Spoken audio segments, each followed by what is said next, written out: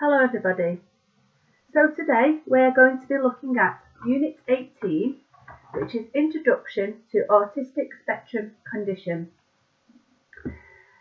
Now you're going to open the PowerPoint, which is going to be found in the file for Unit 18.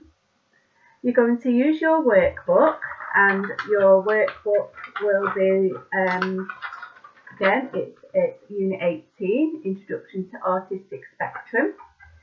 And there are some notes on there also taken from the textbook, which you'll find in the Unit 18 file as well.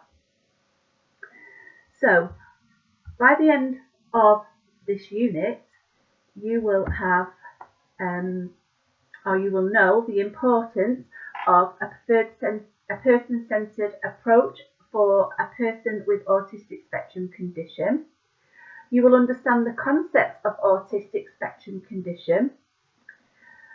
We're going to outline sensory difficulties a person with autistic spectrum condition may have. We're going to identify the benefits of effective communication with a person with autistic spectrum condition. And finally, we will outline the use of visual communication systems. So they're the things that you will have gained knowledge on by the end of this session. So first of all, I want you to go to page 88 in your workbook, and we're not going to start with the first question, and I'll explain why, because the first question is asking you information that really you need to know what autistic spectrum condition is before you can answer the first question. So if we go to, as I say, page 88 and look at question number 55. And number 55 is asking you to outline what is meant by the term autistic spectrum condition. Now I'm going to talk you through some information regarding that, but what I would like you also to do is to take some time to actually look at some of the video clips that there are links to on the PowerPoint presentation. It will really help you to understand a little bit further, as some of the clips that are on there are real life situations, and you will see children and adults who are living with autistic spectrum condition. So these will help you to gain a better understanding of what it actually means.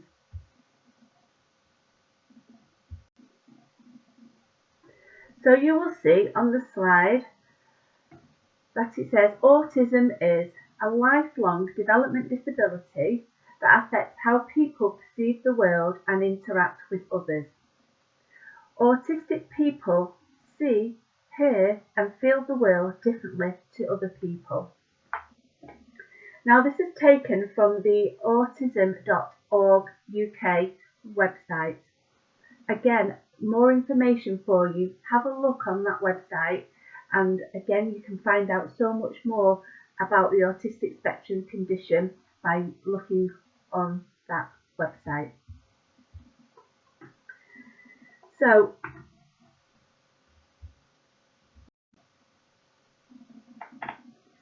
on the next slide you will see some facts about autism.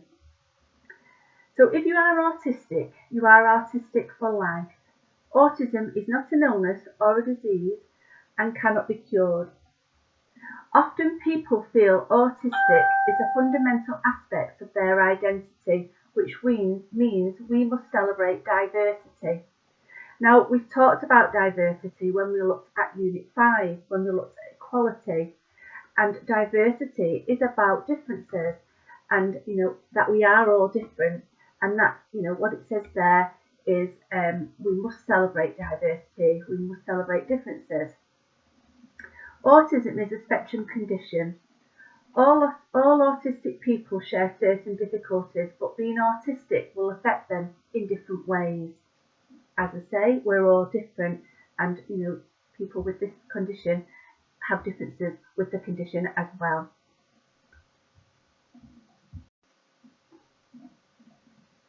Some autistic people also have learning disabilities, mental health issues and other conditions. And this means that people will need different levels of support. All people on the autistic spectrum learn and develop, so they all learn and develop to their individual abilities. And with the right sort of support, all can be helped to live a more fulfilling life of their own choosing. Okay. So going back to page 88 and question number 55, it is asking you to outline what is meant by the term autistic spectrum condition. And you can use the previous slide that I just discussed with you about autism being a lifelong development disability that affects how people perceive the world and interact with others. You can put that into your own words. It would be really helpful if you put it into your own words so that we know, and I know, that you understand what it actually means. Okay, so we're now going to go to the previous page, the first page in the workbook, page 87, and we're going to look at question number 54, which has got two questions. There's question A and question B. So this would be a really good time for you to watch the short clips, the video clips that are on the PowerPoint of one child and one adult who are living with autism. So it would be a really good time to watch it, as I say now, which then will help you to think about question number 54A and why we need to recognise and value an individual with an autistic spectrum condition as a person first.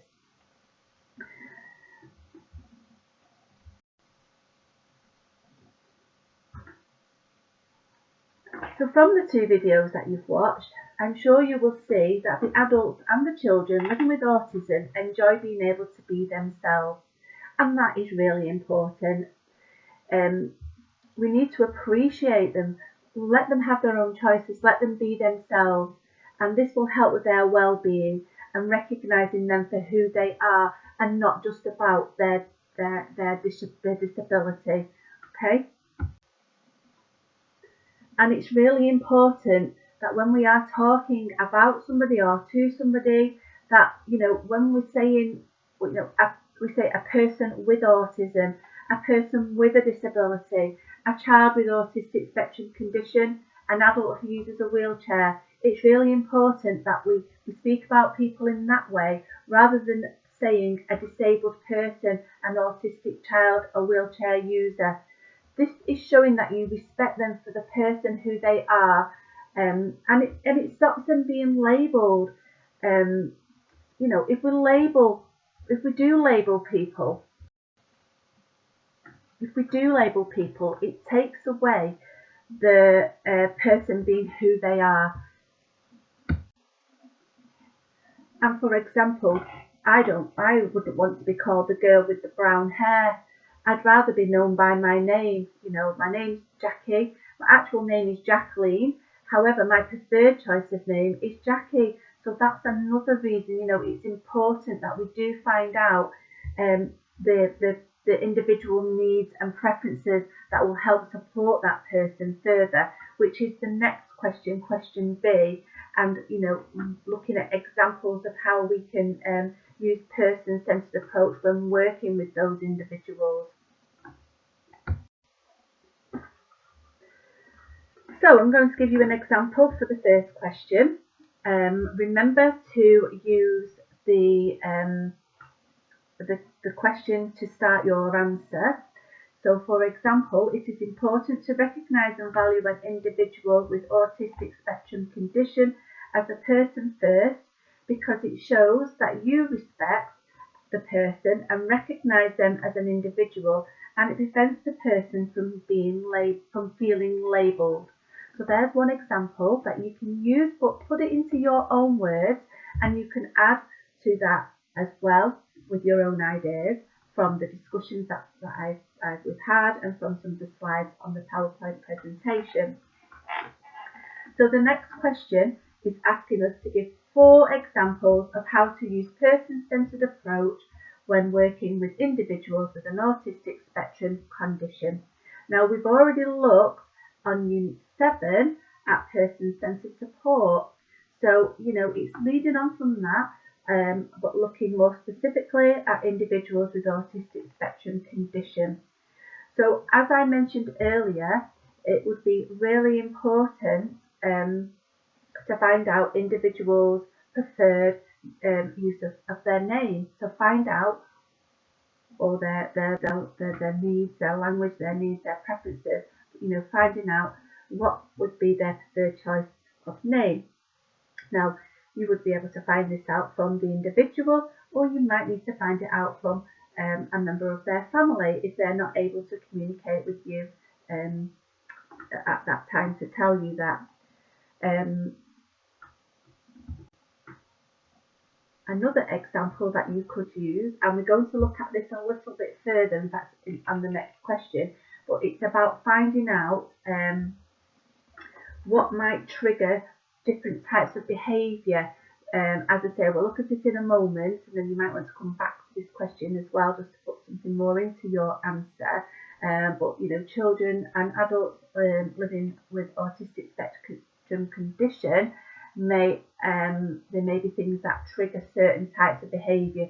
So that's really important that you would find that out to help with that person-centred approach. Communication. So again, finding out preferred methods of communication. Makaton might be a preferred method, so it's really important that you know that so that you can communicate and maybe learn different types of some basic Makaton to be able to communicate with that person from the beginning. Another example could be routines. So again, somebody living with autistic spectrum condition do like routines. So you need to know what that routine is, because if you break certain parts of that routine, again, that can have an adverse effect on that person. So that's another example for you. And one more example is the more information that we have on that individual, the better person-centred approach that we can give them. So as much information as possible that you can get. So there you go. There are a few examples that you can use within your answers for question 54B. But please also do your own research and give your own ideas, as well as using the examples that I've given you. And it is asking for 4. Okay. We're now going to look at question number 56 on page 88. And it is asking you to give at least 5 examples of behavioural characteristics associated with autistic spectrum condition. So before you do that, I'm just going to talk you through some of the slides on the PowerPoint presentation. So we've already looked at what autistic spectrum condition is, and a definition of autism is that they may act in different ways to other people, as we said earlier. So we need to think about autistic people may find it hard to communicate and interact with other people.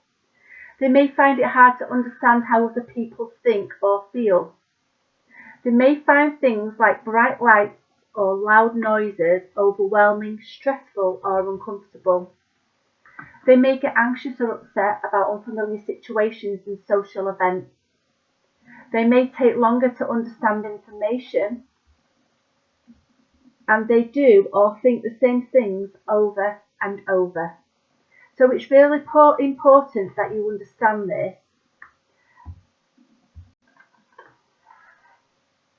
It's not clear what causes autism. Nobody knows what causes autism, or if it even has a cause. It can affect people in the same family. So it may be sometimes be passed on to a child by their parents. You may know somebody with autism. You may have your own child may have autism. When I've done these courses over my time, I have come across people who have got experience, who've had contact, like I say, family members, their own children, siblings, you know, so, and from talking to these people, there are different myths that people have come across, and there's some examples here on the PowerPoint. But autism is not caused by bad parenting. It's not caused by vaccines such as the MMR vaccination. There was a massive thing many years ago that autism was caused by the MMR vaccination. There was nothing proven from that at the time. People were really scared. Lots of parents decided against giving their children the MMR vaccination, and I actually was one of those parents with my youngest child, who was due to have, he'd already had his first injection of MMR, and he was due to have his booster for it. And it was just at the time when everybody was saying it was in the press, it was in the media, very scaremongering, and I chose at that time not to give my child the MMR vaccination because of what I was hearing.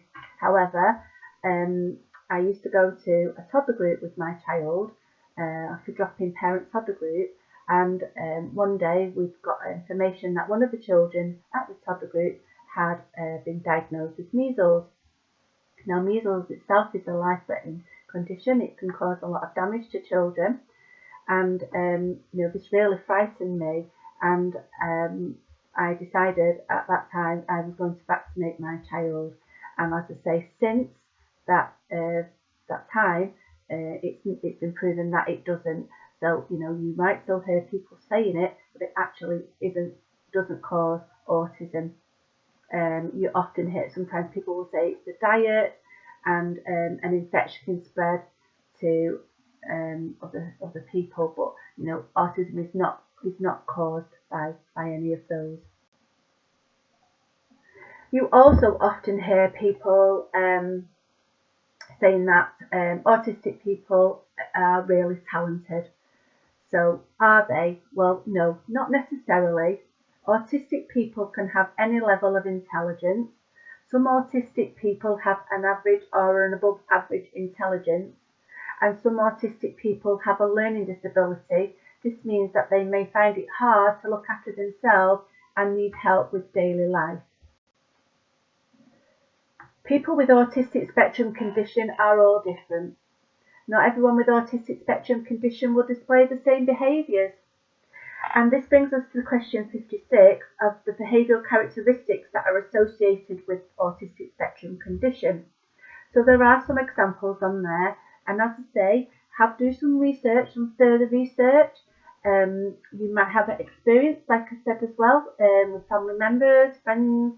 You may have come across them before. So here are some of the examples that you can use within your examples here for question 56. So flapping hands, walking on their toes, a need for routines, temper tantrums, obsessive behaviours, so needs for rituals, tapping, stroking.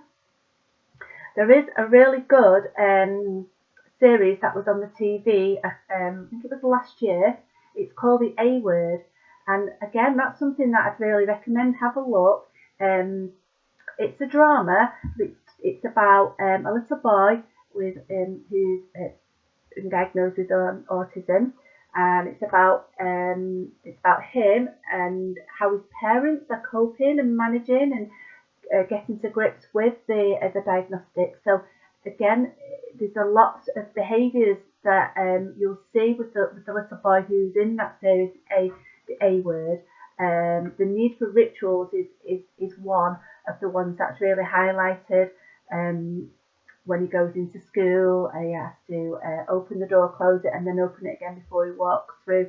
So there are some of these behaviours portrayed in that drama. So if you do get a chance, it is worth a watch, just to get to have a more of an understanding again for yourself.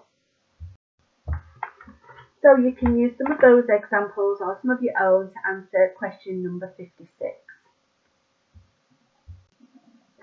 So we're going to now look at question number 57 on page 89, and we're going to look at sensory difficulties which may be experienced by individuals with an autistic spectrum condition. So as we've said before, we've said it throughout, that people with autistic spectrum condition are all different, and we don't all display the same sensory difficulties. As we said before, they don't all portray the same behaviours. So some sensory difficulties that may be experienced are a high pain tolerance. And one of my learners on my last course, her niece had autism, and she said that was one of the behaviours, one of the sensory difficulties that her niece did experience, that she had a really pain tolerance. So that really was a difficulty with her niece, because her niece didn't actually know, because she didn't feel the pain. She was pushing herself. The risk assessments were quite high. Now, we looked at risk assessments when we looked at the Unit 6 and health and safety, and we do have to risk assess. But this particular child, my learner's niece, was not aware of the dangers even more, because she had a higher pain tolerance than other children. Acting like they are deaf when they are not, and again, that could be to do with the communication, the sensory, they're not wanting to respond. Need to smell everything. Again, that's another sensory associated with autism. They don't like to be touched, so they cannot stand being touched. And again, it's really important, taking us back to that first question about finding out individual needs and preferences. If you don't find out that somebody doesn't like being touched, then you can really set off their behavioural characteristics that could really trigger something if you've not found out. So it's really important that you do find out their needs and wishes. Very sensitive to activities that make their brain react. So that's another sensory difficulty that someone with autism may experience.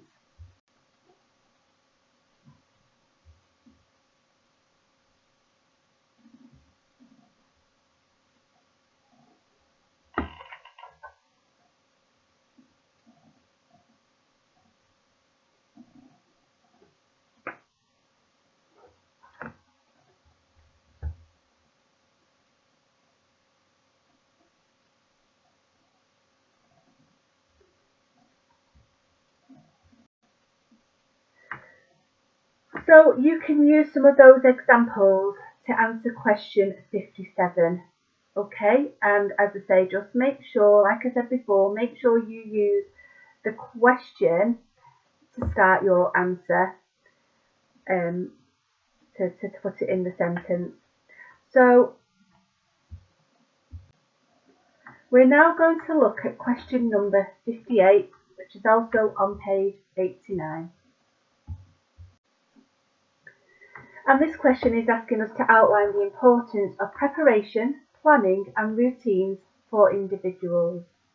Now this is very important for all individuals that we work with. Whether they have a learning disability or not, it's really important. However, we do need to ensure that, again, we find out wishes, needs, preferences, because routines, as we said earlier, is definitely a sensory difficulty that somebody living with autistic spectrum condition will experience. So it is very important that we do plan and maintain the routines for these individuals. So fear of the unknown. So don't overwhelm somebody by change. It needs to be a safe environment. So by planning care and routines safely, this can be cared for people in the homes. You think about people in the homes, the wires, outside, when you're outside, road safety. It's really important that you have a safe environment. Thinking back to Unit 6 with the health and safety, and like I mentioned earlier, some children have a really high pain tolerance, so it's even more important that you're making sure the environment is as safe as it possibly can. Security is important. So if the routine is to be obsessed, say, by the doorbell, so this needs planning so that there is no risk involved while maintaining the same independent skills. So, if somebody's answering the door all the time, we need to make sure that's in place. Avoid behaviour triggers. So we talked about the behaviour triggers before, so making sure that we plan, like I say, that we don't trigger any of the behaviours, that we find out as much as that individual as we possibly can to avoid them. So use some of those examples in your answer for question number 58. We're going to look at question number 59 now, and we're going to identify the benefits of effective communication on the lives of individuals with an autistic spectrum condition. Again, we've looked at communication before, and communication is important for everybody that we are working with. And we're going to look at it in regards to someone living with an autistic spectrum condition. And we're going to look at the benefits. Okay, so the benefits of communication are, it promotes independence. So if we can communicate with somebody, it's going to help them to be more independent. It's going to help them to be able to ask for support, ask for help, ask questions if we can communicate with them. It's going to support people to interact with others. So they may will be interacting with the staff, the family, the friends, the carers. You will be working with them as their carer. So that is going to help that interaction. It's going to help them to be involved in their community. So, they eventually may be able to volunteer, participate in group work or paid work. If we're giving them the skills to communicate and to be independent, we're giving them the skills to get on in life and move forward.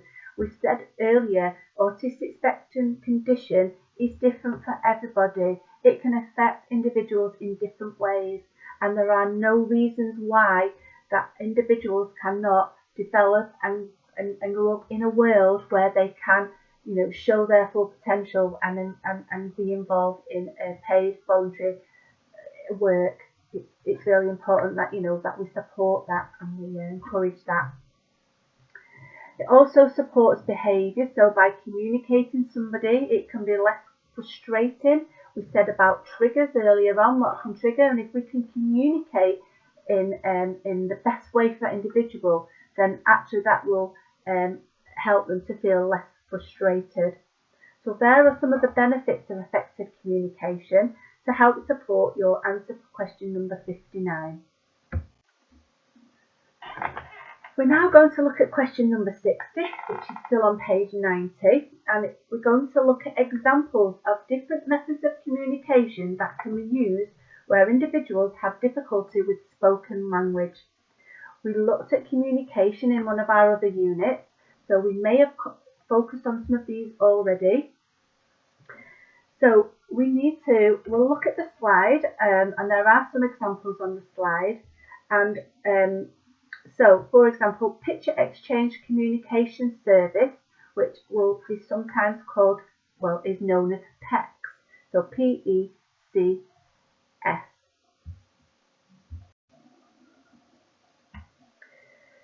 Sign language. So again, we've already looked at sign language, the two different types of British Sign Language and Makaton.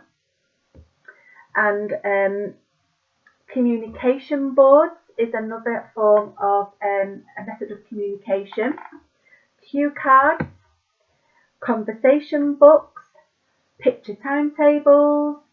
So there are some examples. And then if we move to question 61, it's outlining the use of visual communication systems for individuals with an autistic spectrum condition. So from the ones we've looked at, or any others that you may have come across, I want you to choose 3 methods and outline in more detail what they are and how they can support communication. So, for example, the sign language and the Makaton, so they use symbol, signs and speech to enable people to communicate. So we're using the signs using our hands, and with the Makaton we also say the word as well as using the sign. Okay. There is another example of the picture timetable. So this can be used with children and adults. So by having pictures of what's going to be happening. So it could be in the school environment, so the routine of the day. It could be the home environment. So, you know, we get up, we have breakfast, we get washed, we get dressed, we brush our teeth.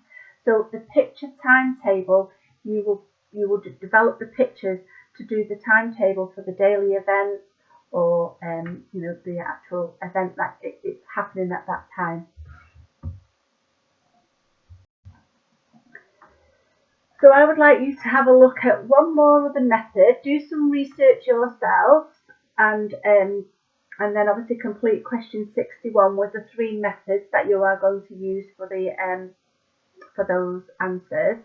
And then really just to finish off the unit on the last few slides, by using these different communication methods, you are going to help the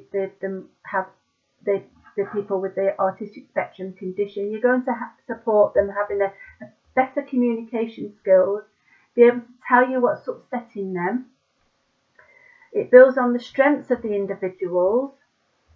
Some verbal language they could learn the words associated with the pictures or the signs, so it could actually help with their verbal communication and actually be able to speak and communicate with you. And it could increase their literacy skills, and by helping the speaking and listening as part of the English language test. So I hope that's helped you to complete Unit 18. Obviously, if there are any questions and you're not sure about anything that's been discussed, you know where I am. So just give me a message, ring me, an email, a text, and we can go over this in a bit more detail. So thank you for listening to me today.